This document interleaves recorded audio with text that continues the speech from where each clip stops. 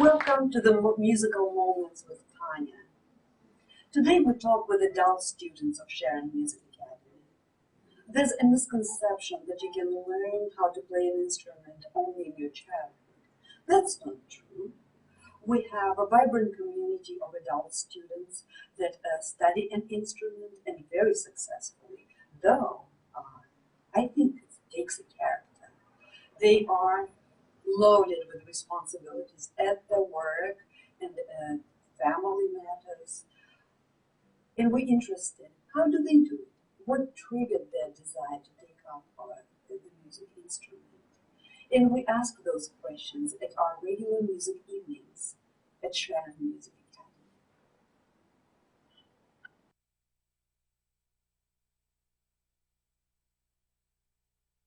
Academy. For sure. That was good. That was very good. You can tell your mother. Yes, I'll be sure to. excellent. Thank your mom. So when are we going to hear from you guys sing?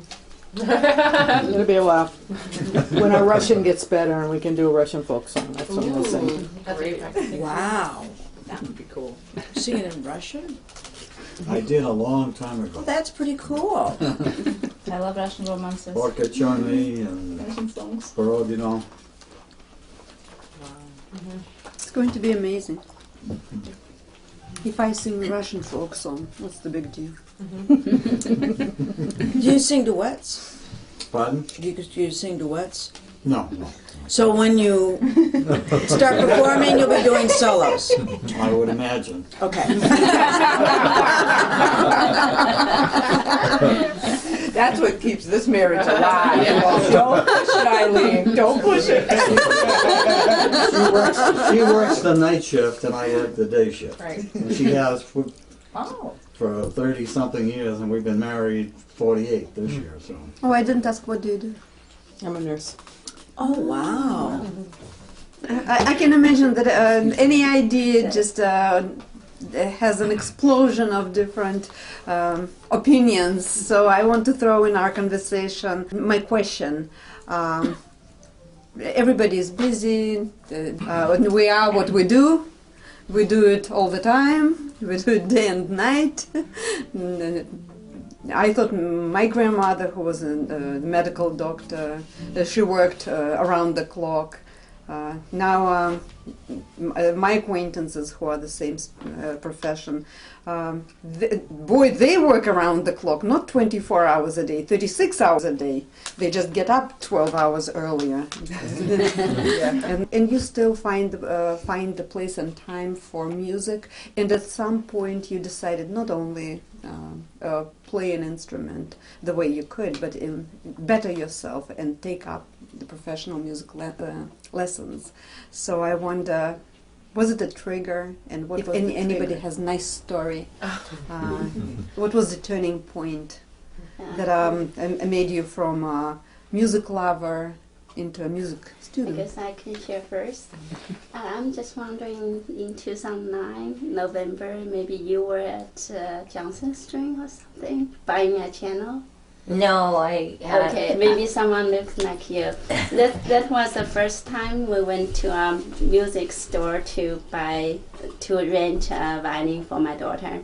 That we started a lesson at that time. We went there for the first time. It was a rainy day. The sky was gray and gloomy. We got out of a car and all of a sudden the music was so beautiful from the second floor of Johnson String, the store. So we didn't go to the store. We went directly to the second floor and just stayed there and just listened. It was so beautiful, and at that moment, I wanted to learn. I wanted to learn. I come here with my daughter every time the violin becomes, wow, it's so beautiful, even maybe the same as the cello. So I started about 4 weeks ago, just to get used to the instrument, and I can play it by myself. At least now, Twinkle Twinkle. That's all very good. When I pick up the violin and they manage Mary Had a Little Lamb, just the beginning, it thrills me. we moved to Canton about 8 years ago, and we would come down Main Street quite frequently on in Sharon on Saturday mornings or other times. And every single time I drove by, I saw this place, and I said, I wish I was 5 years old and I could be going to music school today. And every single time we drove by, I had that thought.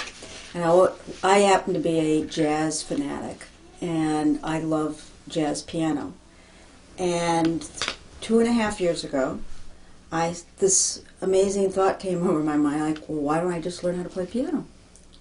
So on tax day, the tax holiday that we have, my husband got a nice fancy camera, and I got the piano that Nicholas now owns. And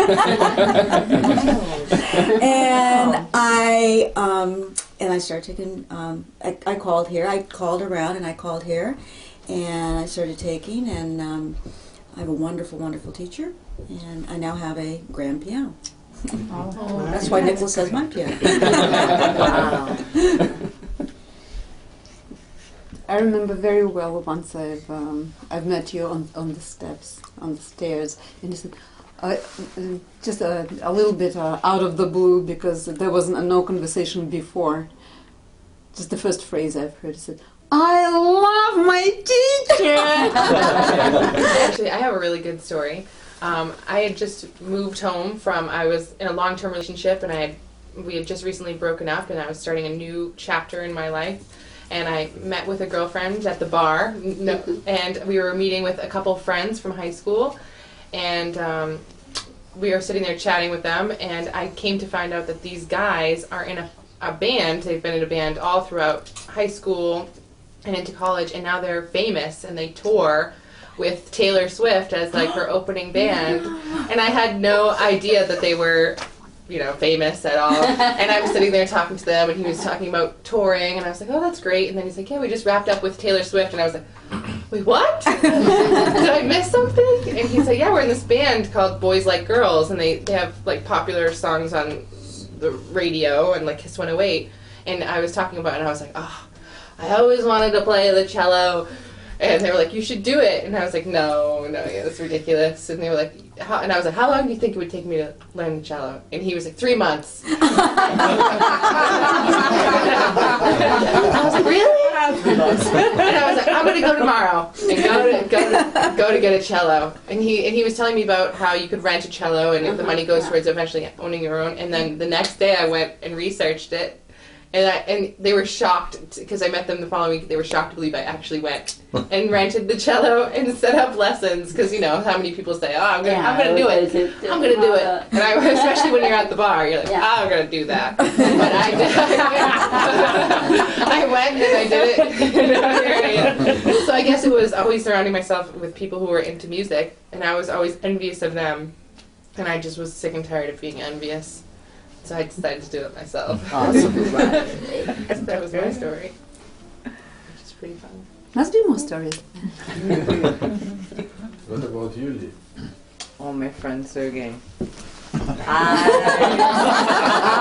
came because of you. This was something. I might cry. I'm going to try not to. I'm an accountant, and was struggling. I had changed some jobs. This is going back to 2007. It's going back a while. Finally, I found a job that I really cared for. And I was there for a year and a half, and one of the senior partners passed away. And 25% of the business portfolio was lost, and I was laid off. And it really, and I should predicate it with this. I had just refurbished my flute, because I said, I'm stable, I'm settled, this feeling in life where, oh, finally I can start doing for me, We had bought the house a couple of years prior and feeling more settled, Yes, And that was a really big emotional Move forward. So in Korean, right? Wait, I need. Let me know. Love you. To work more for the camera on the question between your children and grandchildren and families and dogs and heavy work schedule and backyard and your lawn. How do you find time for the music? Is there any regiment or any idea how to? Because you cannot go ahead and you really want to go ahead, and you know it's not without practice. How do you find time for practice? What's your tricks? It has to be a trick. I know that it's the love. That's the love of playing, because if I didn't love it, I wouldn't do it. And that's how I knew I wanted to pay all this money, because I'm cheap. I wouldn't pay for anything that I didn't want to do, and it comes out of my pocket, which is a lot to say. So I have a 15-month. Sorry, Yeah, no, I cut you off. No, go ahead. No, for me the trick actually to push myself, like I'm tired in the evening and I'm tempted to go to sleep. But the trick is to pick up the piece that you fall in love with, and you really get obsessed with it. You want to play it, Right. and that's what like makes me practice more and more. That's true. It's hard to do. Sorry. No, that's fine. So I have a 15-month-old baby. So yeah, Wow. when I come home, Congratulations. like my son wants to play with me, and I also like to watch the news when I come home. So I had to choose between the TV and the sun, and obviously Yeah. I had to sacrifice the TV, and I think it's worked out really well. I feel much more relaxed when I go to sleep.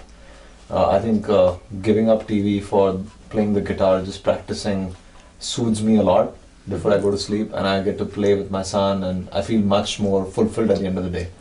It's so much better. I get up at 4:45 a.m. and I start practicing. By yourself or with alarm clock?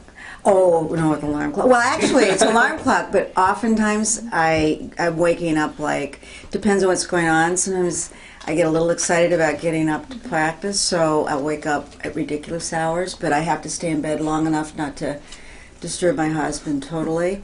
But I get up and I start practicing at about 5:15, and I practice a couple of hours before I go to work. Wow. Wow. That's a Yeah, commitment. that's- Yeah, that's Well, I want to TV play. Got it. I really, really, really want to play. Yeah.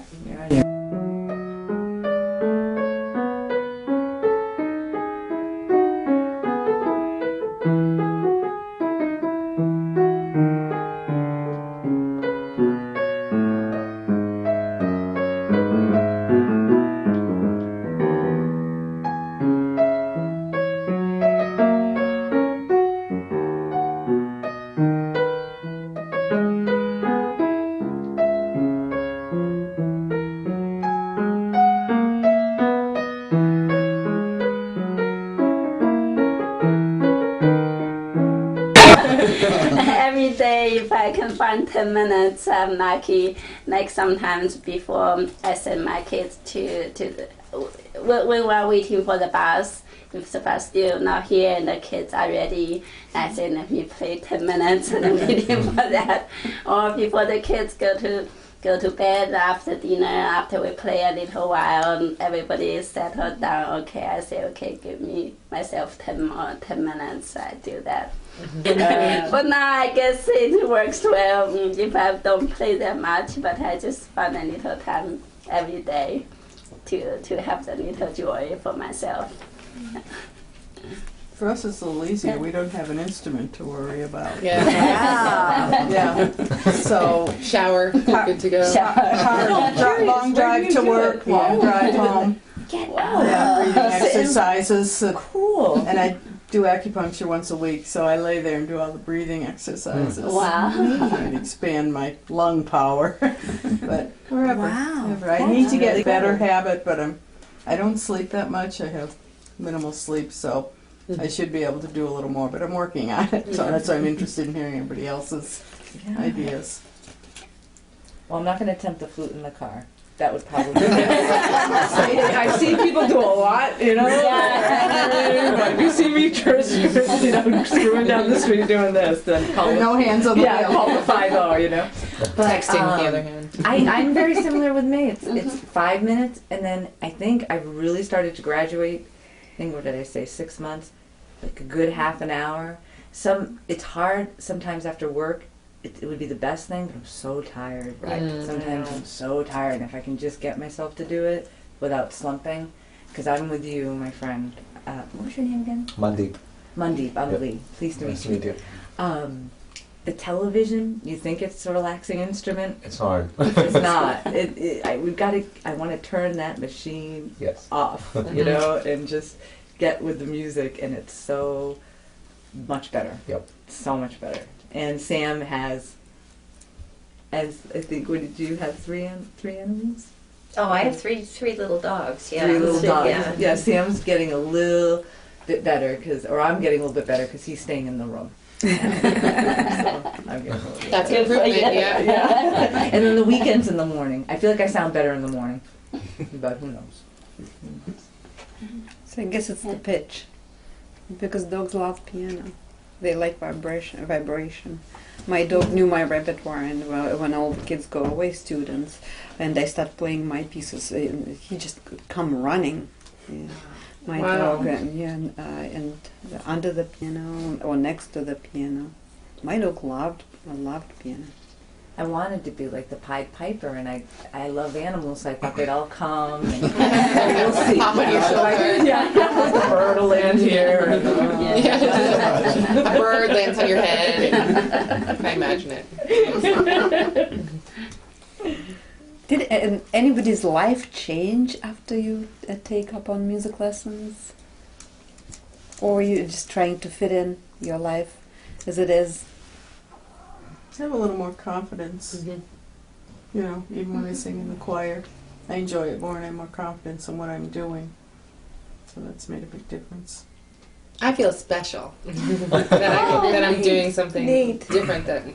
And I also feel like it's special because when I come in here, it's all children, you know, who are coming in before and after me, and I think that's, I don't know how many of my friends would do that and stuff. For me, it's also confidence. I have a terrible stage fright, and when in my first concert as an adult, it was crash and burn. It was train wreck. I managed like few texts, and that's it. Like probably half a minute, and I forgot everything. I just couldn't remember it. I don't know what I'm playing. That's it. Now I can kind of more or less play. Like, how long was the piece? Probably 11 minutes. More or less play. You can play. I can play in public. That's different. Yeah. Trust me, when I'm playing with my headphones and nobody's hearing me, I sound much better. Nobody knows that. In a way, everybody knows because everybody experienced. You sound so good at home, and then a little worse with a teacher, and terrible. and not terrible, but you see the losses are there. You know losses are there. Another thing that it's not a deal breaker, that not everything that you planned, you delivered, but then that doesn't make it less of a enjoyment. Yeah. Oh, maybe it does, but not so less, so you don't do it again. Yeah. No, it's actually I get a kick when I'm playing. But the trick is to keep yourself like concentrated on something for quite a prolonged period of time, and it turns out that I was never able to do that before. So, because you just, the main thing is not to lose it. Right. That's exactly what I was working on. But the first few times I did this, I mean, it just felt like a disaster. And I got this beautiful grand piano. And I had this beautiful grand piano after I'd only been playing 6 months, which is kind of absurd. And I thought, what am I going to do? I can't play in front of people. And I got this instrument, and I came home and I said, it just doesn't matter. If I can never play in front of people, it doesn't matter because I love playing it so much. And I enjoy it. That's all. It's really how I felt. I didn't think, oh, I'm going to stop, I'm going to quit. I didn't care. I mean, I'd like to be able to play for people, but if that didn't happen, it doesn't happen. I'll still enjoy it. I agree. I used to have an adult student, and she's a doctor, so she decided to prescribe herself a pill that stops the adrenaline flow. Wow. It's very simple. She's a Harvard graduate, very prominent doctor, so she wouldn't harm herself. It's just simple, a simple way. She says that just doesn't brain doesn't sprinkle that adrenaline that in the system. That's all for an hour or two. She was always performing, and I have to tell you, there's an organization, New England Piano Teachers Association, and adults they have their own recital, not where children playing, but I think they do it in Wellesley or in Weston. There's a wonderful house with a stage and winter garden and the grand piano stage, and music lovers go there. Next time when they have it, I can let everybody know, so you go check it out. In there, of course, all the amateurs, professionals don't play there. All the amateurs, engineers and teachers and doctors, they play. And some amazing professionalism, amazing. I've met one lady, she was in Harvard doing her PhD, and she played Liszt Transcendental Etudes, which means practically impossible to play. And very, very, very rough piece of music, the Wild Hunt. It's called Wild Hunt. And she was like a strong man, powerful, speedy, just dizzy. You get dizzy when you looked at her. And then everybody, like we did, just gotten together in front, around the food, a beautiful table, and everybody was after her. When do you practice? How do you practice? And she says, I go to the university, I come home, and everybody tries to help her. And you do the homework? And she says, no, I come home, I have my lunch, and I practice for 2 hours. And then I go do the homework, because if I go do the homework, I will never finish. And, so that's what she, my story was about that, my student, and she just got sick and tired of being nervous, and she decided to do that. And I remember she played everything so even, everything so perfect, 100%. I've never heard her play so boring. It was one boring performance. She said, I'd rather make mistake and be nervous, and it's a small price to pay for the thrill. Yeah. I can't imagine playing in front of you guys. It'd just be like dripping. So you say you're going to do this in June? No, he said that. I have a prior engagement. I have a prior engagement. What day was that? Yeah. We can do Mary Had a Little Lamb together. Excellent. For sure. One note, and I'd play 3, and you'd play 1. And I'd throw up. It's easier when you play with somebody. Very new. Yeah, that's because I think I finally am starting to not be super nervous when I go. When you come, Yeah, I totally went through that. I felt good at home. I rocked it at home. I would get in, and I just... I have a practice technique. My work, people fly out of my office at 4:45. I shut my door. My lesson starts for 6:30. So I sit in my office and I play for half an hour before I leave, just to warm up. Because I found that when I just go in dry and I haven't done anything... Yeah, you're not as good. No. Me either. No, I need to just get it out. Just a little bit, and that's really, really helped. So, I give you that. Yeah, I'm hoping. It'll ebb. It'll ebb. It just... good. And, I got Mario, who sometimes we just talk. I've talked his ear off so fast, just talked through a whole lesson, but, that's all right, because it's all part Sometimes the lesson, you only need an inspiration. The work has to be done I remember when I was in the conservatory, and at the same time with me in the conservatory, there was one piano postgraduate student doing his PhD in piano education, and he was so gentle and so suave and so artistic through the roof.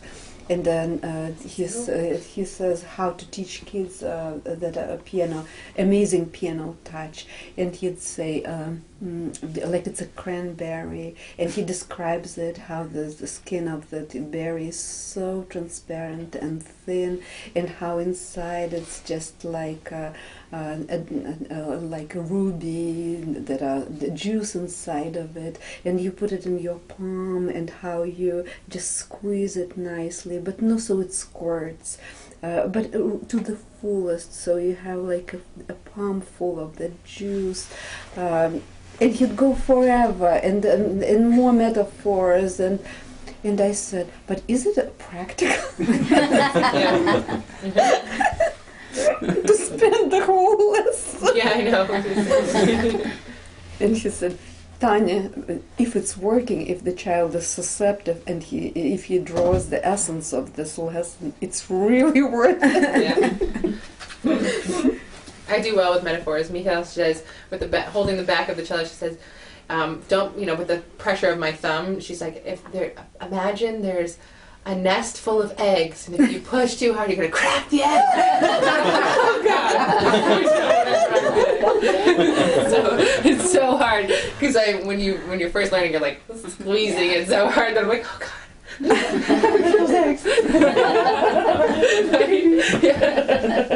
And next time we see you, we'll ask you how the eggs They're not surviving in my cello. Hopefully they'll fly over to my shoulder. Yeah, when you play the flute, yes. They'll hatch and land on your shoulder.